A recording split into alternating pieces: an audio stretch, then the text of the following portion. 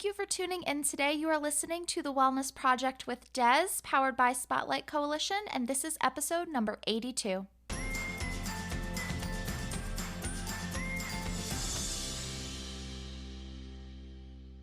On today's episode, I speak with Olivia Cook.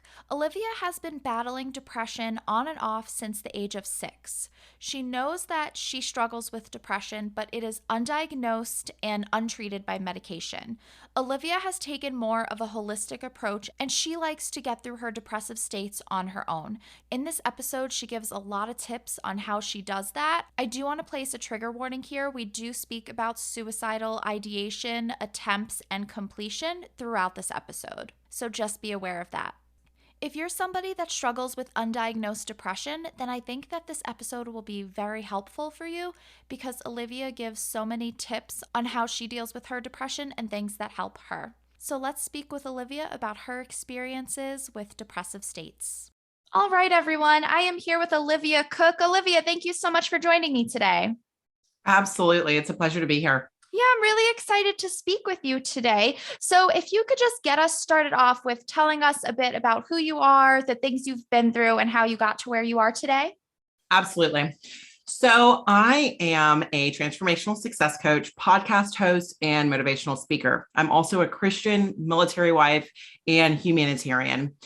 I've been through so many things in my life, so many ups and downs. And I think that it's so important to talk about the down parts, especially as social media continues to be such a place where we connect, but not really connect. I found that there's a lot of disconnection there. We're in the habit of like watching other people live lives and creating our own opinions about those people. I mentioned that because I feel like social media has had a big play in my most recent battles with depression. I've battled with depression on and off since I was 6 years old. And it's something that I've always like brought myself out of. Now, I was not ever diagnosed with it. I never went to a doctor for it, but I know what it feels like to want to end your life. And I didn't need anybody to tell me that. I didn't need to go to see somebody to be like, oh yeah, you have this. No, I get it. I can read. When I was 20 years old, that was probably the hardest year of my life. I was in an abusive relationship. I lost my father and I had to pay for his funeral because we were not wealthy people whatsoever.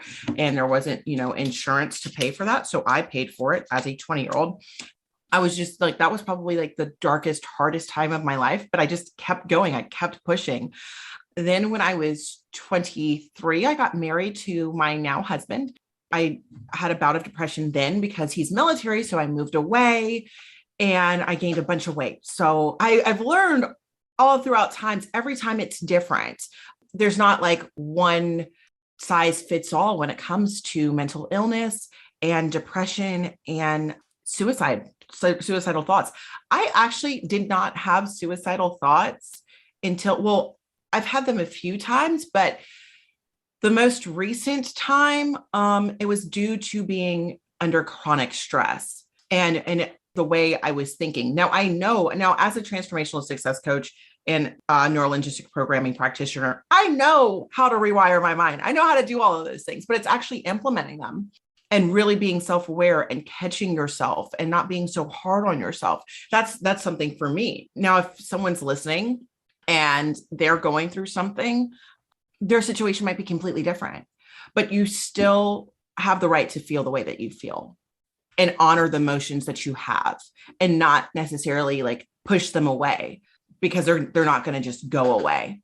I'm not one of those people that's like fake it till you make it. No, own what you're going through, figure out why you're going through it. If you've got to be in that bad space, be in that bad space and keep pushing. Thank you so much for sharing all of that. You're right. It is really important for people to hear because, as you mentioned, we just see everybody's highlight reels on social media. And that is, not so great for those that are struggling with, different mental health issues. So I just want to jump back a little bit. So you said that you remember your earliest memories of struggling with depression when you were around 6 years old. Can you share a little bit more about that, what that looked like for someone so young?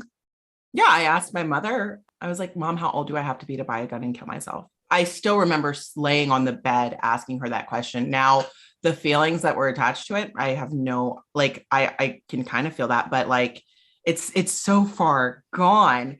But I can't imagine what the little 6-year-old Olivia was thinking at that time, other than asking her that question. So it sounds like you were a little bit open about your struggles then with your family. Were they aware of how much you were struggling throughout your life? Did they have any supports in place for you at all? I'm very, very lucky to have a mother that wasn't toxic and that did a lot of healing herself. I was never put on medication. While I believe that it is necessary for some, I do not think that that's the route that I would ever take. I don't shame anybody else that does use it. It's just not something for me. I really am one of those people that like faces things head on because, like I said, every time it's different. I become stronger afterwards. And I'm not to say that I'm never going to deal with bad times again. I just keep adding to my toolkit. And I think it's really so I can help other people. But yeah, my family, if I am not feeling right, I have a support system. Okay, that's great. And what kind of things did your family do to help you growing up? I know you said no medication, but did you try therapy or anything like that? I mean, I've talked to counselors before and when I was younger, and my mom just let me be and like have what I was feeling, and then it would go away. Like eventually I would get better. Like Okay. I wouldn't stay like that forever. And I don't remember being super depressed as a child. All I remember is that one time that I asked her. But for the most time, I was a really happy child, but I did have a time that would get depressed. What would you say the longest period of depression that you struggled with was? That's a good question because I don't ever stay like super depressed for a really long time. Like the last time I was depressed, it was like for 5 days. I don't remember a whole bunch of stuff about timelines as a child. So I can only talk about adulthood in regards to timeframes. I know that when I recently got married, I gained a lot of weight because I was depressed, but I don't know how long of a period that was that I was depressed Hmm. per se. I chose to cope with my depression with alcohol rather than working through it and really even knowing that I was like that depressed at the time. I know you said each depressive state has been different for you, but can you speak to some of the depressive symptoms that you've struggled with? I'm the type of person, I work out. I love being outdoors. Now, statistically, African Americans need about 5 hours of sunlight. If we're vitamin D deficient, we're more likely to get sick. But if we're not vitamin D deficient, we are a lot less likely to get sick. And during the winter times, now I'm from the South. I joke around with my husband all the time and all my friends that I require a tropical climate, which is so true. But I started battling with seasonal effectiveness disorder when I moved up here. And so that's one thing that I know that I have to combat, along with other things that might be going on. Black people aren't the only people that get seasonal effectiveness disorder, but we are very susceptible to getting a lot more susceptible to getting it. This most recent last time, it was not those symptoms specifically because I was doing all the things. I was eating healthy. I was working out. I was doing all of the right things that they tell you to do when you're dealing with that. So the side effects that I had was I had a panic attack one day and it took me forever to calm down, like to talk myself down. Literally, I was just so tired of living. Like it was the feeling of I just do not want to do life anymore. Like I get that it's hard. I'm just choosing to opt out. Like that is literally how I felt. Like I'm like, and I was just waiting on God. Like I'm like, I'm gonna just wait, and be patient. But I was just like, I'm gonna need a miracle. Like, and I had conversations with God and everything like that. But I was just overall feeling like, okay, I'm keeping my house clean. I'm doing all of so my life wasn't a mess around me. It was just how I was feeling on the inside that I no longer wanted to do the daily struggle of living. And so I know that you speak about having those suicidal thoughts. Had you ever made any attempts to end your life? Around the time that my father died, I took a lot of pills one time, but yeah, I threw them up. So I've never been like hospitalized or anything like that. Thank you for sharing that. And Mhm. I know you mentioned also that during that time that your father passed away, you were also in an abusive relationship at that time. Were you experiencing a lot of depressive symptoms during that time in that abusive relationship as well? Surprisingly, no, because I was so like just trying to survive. I think, and it's funny because statistically speaking, the most common people to commit suicide are middle-aged white men. Now that has changed drastically since COVID and since like the 90s, but statistically it's them. And it's not necessarily because of money, or like struggle. I feel like if it was because of struggle, like more people would. So I still had like a grind. Like I always had this inner fire to keep going, but it was just to like I wanted to survive more at that time than give up. Can you speak to the different coping skills that you had? Because I know you said as for healthy coping skills that, you did work out and things like that, and unhealthy coping skills, you mentioned that you were drinking a bit more. So can you speak to any other unhealthy versus healthy coping skills that you've used in your life? Definitely substance abuse was a unhealthy coping skill. I actually started a sobriety journey in October. So like my last depressive state, like I would not allow myself to even touch anything that I guess I'm pretty much a purist now. So I don't even like I would not even allow myself to even think about touching them because I'm like, that does not help. That just is a band-aid. It's a suppressant. My most healthy coping skills is, for one, giving myself time, allowing myself to change my perspective, realizing that all feelings are temporary and being open and honest with the people in my life. Now, I'm very blessed to have amazing people in my life. Like I have 3 friends that are therapists. I have access to a lot of resources. Being, a military spouse, like if I really needed help, like, but the thing is, like when you're in those states, like for me specifically, like I don't want to talk to people. I'm the type of person that everybody comes to me anyway. I don't want to go to other people. Like that's in it. And it's definitely like a me problem. But like the last thing that I want to think of is going to other people. But I am open and honest with the friends and the people in my life that I encounter when I'm in those states. And that honestly helped me so much. Like I have one best friend that she messaged me every day because we were supposed to be doing a manifestation, like vision board party. And I'm like, I can't manifest anything in this energy. I feel like killing myself. So I can't, like, we're going to just have to do this later. And I can laugh about that now, but I was so serious. I'm like, I can't do this right now. And she checked on me every day. Having open and authentic relationships is the most important thing to me because it's real human connection. And that is one of the best coping skills I have. It's not like I am just a burden on my friends. And I know that I'm not. I know that I can go to them when I'm happy and when I'm not at my best. But I'm also blessed to have professionals in my life. Right. Yeah, that's really great. And that is very lucky. And can you speak to as well? So you have a lot of people in your life, you're open about your depression and, talking to the people in your life, but can you speak to how somebody can help someone in their life that is struggling with depression? Because I feel like so many people don't know what to do. They don't know how to help. They don't want to say the wrong thing. So can you give a little bit of advice or words of wisdom to those that have a loved one that's struggling? As a Christian, I feel like there's such a big disconnect. I've been coming across so many more people that have had suicidal thoughts a lot recently. And I almost feel like I was put through my most recent battle to help with this. So thank you so much for asking this question, because so many people try to tell people, oh, you're loved. Maybe that's not their problem. I think the biggest thing is they need to know that they're being heard. They don't want to hear a bunch of crap about, oh, well, just keep, no, no, no. Sometimes they need to be in that energy and allow them to. And if you're not emotionally available for that, give them space. A lot of times people need space, and it depends on the level.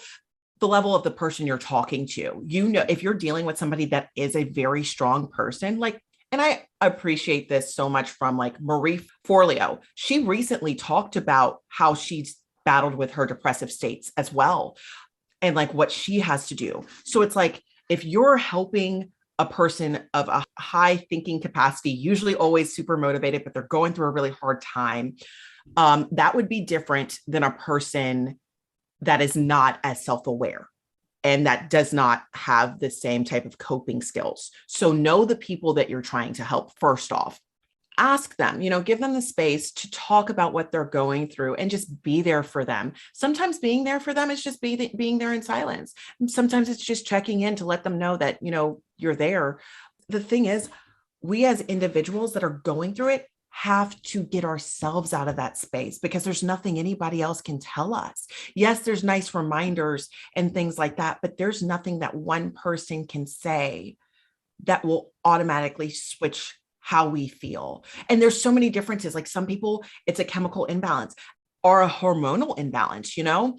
Other people, they've just had loss after loss after loss. So that's why I say, you know, really know your people and know why they're feeling their way they're feeling and hear them.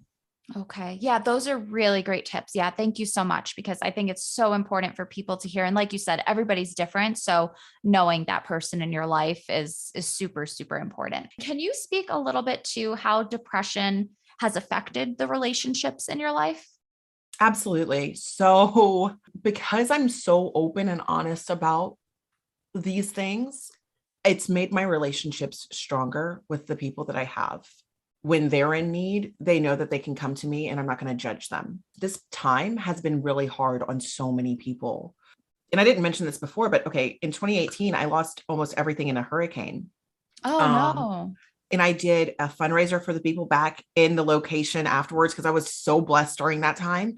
So COVID wasn't really a hard time for me, but I was always that positive person online for a lot of people.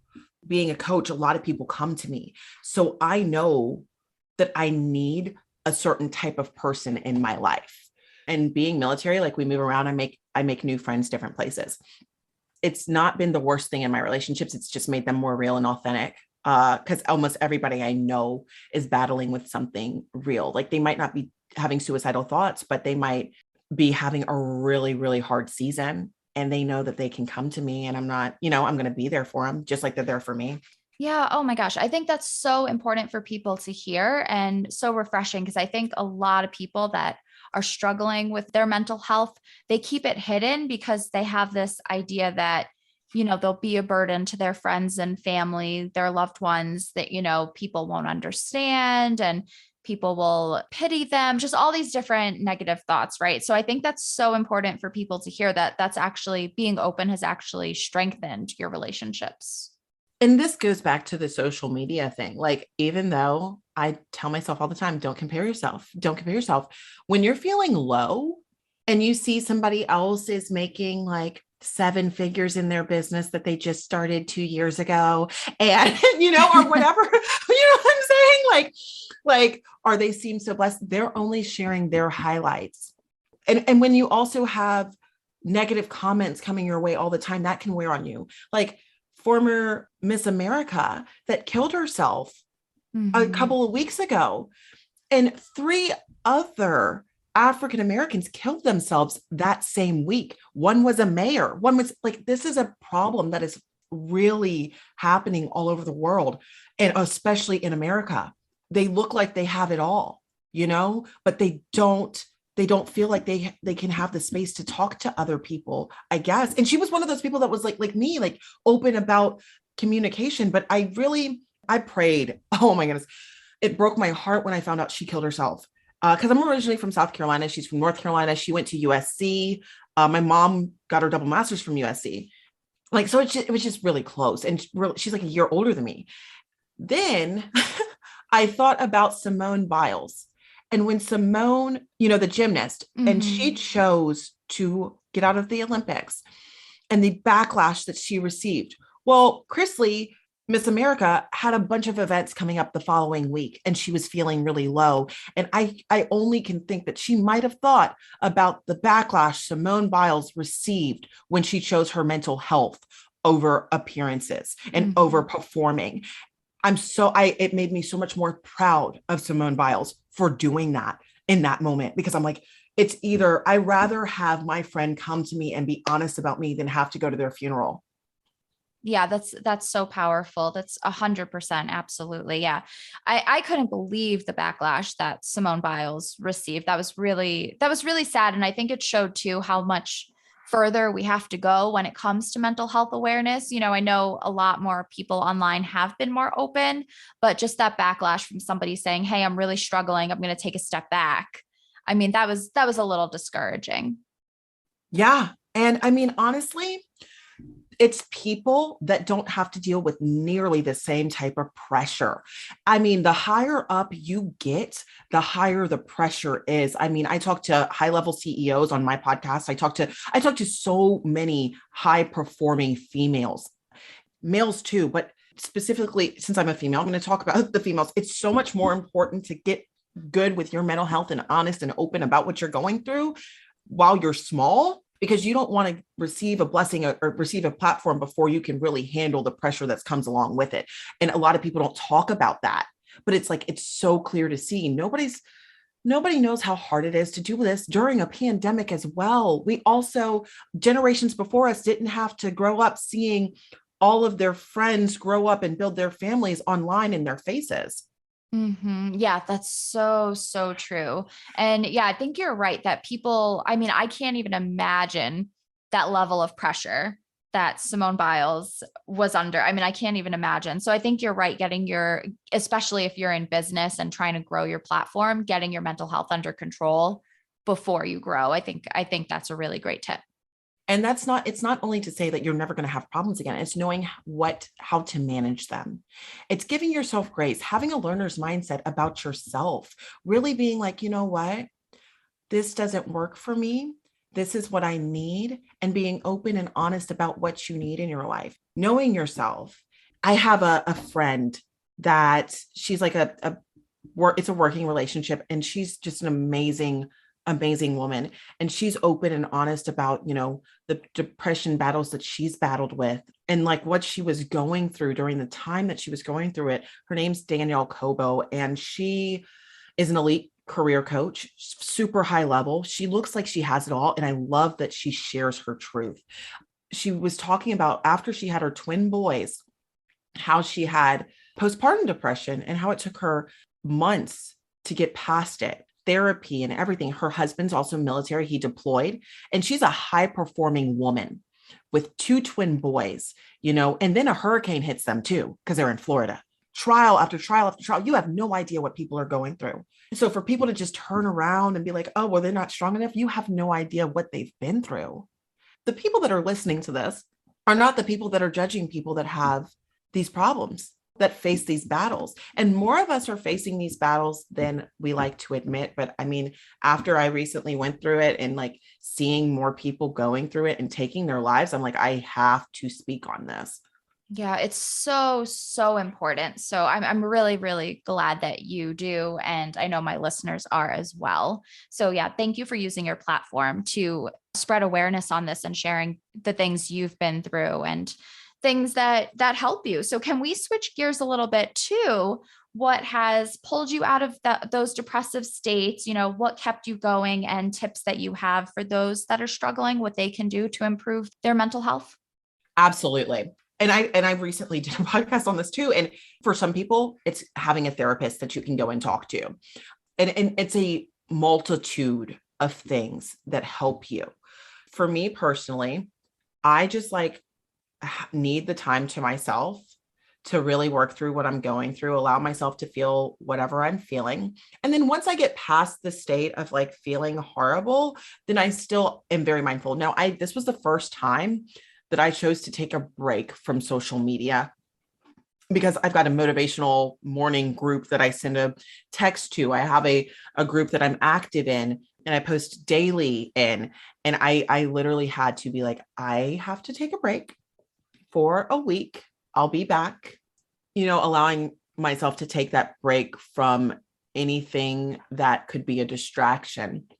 Of course, eating healthy, getting exercise, keeping your space clean, getting up and showering every day, like having a specific routine, journaling really helped.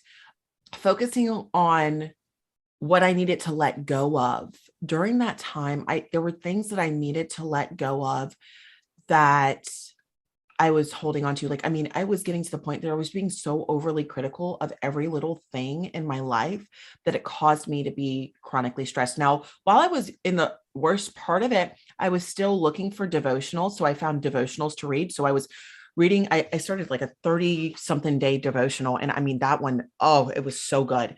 And I also watched videos and stuff like that and started reading a book on depression and just educating myself on the topic. And even though it was something that I knew and something I've battled with forever, but it's like there's still more that I have to learn about it. And I don't think that is ever going to stop happening because we as individuals are so vast.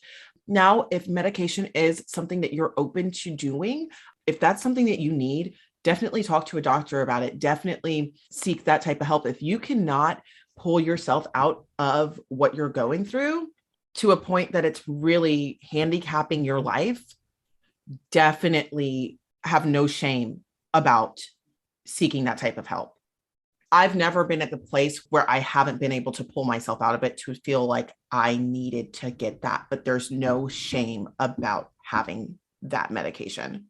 Absolutely. Olivia, thank you so much. This has been so amazing. And thank you so much for being open and honest and so vulnerable. I so appreciate it. And I know my listeners do as well. Can you please tell everyone where they can find you? Absolutely. And thank you so much for having me. It was such a pleasure, just getting to share this. And I really hope that if somebody's battling, like, or they know somebody that's battling, that something I said helps them because that's the whole purpose of this. You can find me on Instagram. I'm coach_live. My podcast is called The Empowered Woman, Badass and Unfiltered. And I share stories from women all over the world. I'm on Facebook at Olivia Cook. Yes, perfect. And everybody, I will be putting all of Olivia's links in the show notes. So definitely go check her out. Olivia, thank you so much again. Thank you. Thank you so much, Olivia. I think all of your tips are going to be so helpful for people, especially those that haven't been able to get a diagnosis, because as we know in the mental health field, it's very difficult to seek out treatment, to find the right therapist, to get a diagnosis. So for those that are struggling, I think that this was very helpful. Thanks so much for tuning in today. I will see you next week with another amazing guest.